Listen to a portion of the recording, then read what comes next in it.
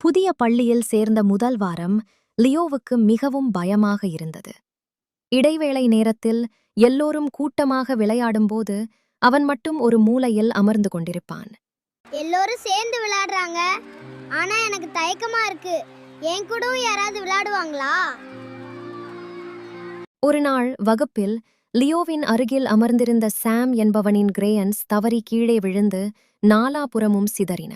ஐயோ, எல்லாமே செதறிடுச்சு. மேம் திட்டுவாங்களே. கவலைப்படாத சாம், நான் உனக்கு உதவுறேன். நீ செஞ்சது செம்ம மேஸ். யாருமே பார்க்காதப்ப அவ்வளோ வேகமா எடுத்துட்ட. நீ நிஜமாவே ஒரு சைலண்ட் நிஞ்சாதான். உன் நோட்ல என்ன வரைஞ்சிருக்க? எனக்கும் காட்டுறியா? நிச்சயமாக.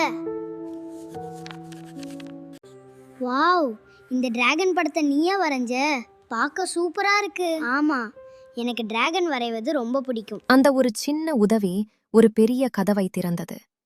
லியோவின் ஓவியத் திறமையை கண்டு வியந்த சாம் மற்ற நண்பர்களையும் அழைத்து அறிமுகம் செய்து வைத்தான். ஏய் பசங்களா, இவன் தான் லியோ. இவன் சூப்பரா வரைவான், அப்புறம் செம்ஃபாஸ்டா ஹெல்ப் பண்ணுவான். இங்க வந்து எங்க கூட உட்காரு லியோ. சில நாட்களில் லியோவின் ஓவியங்களை பார்க்கவும் அவனுடன் பேசவும் ஒரு பெரிய நண்பர்கள் கூட்டமே அவனைச் சுற்றி உருவானது.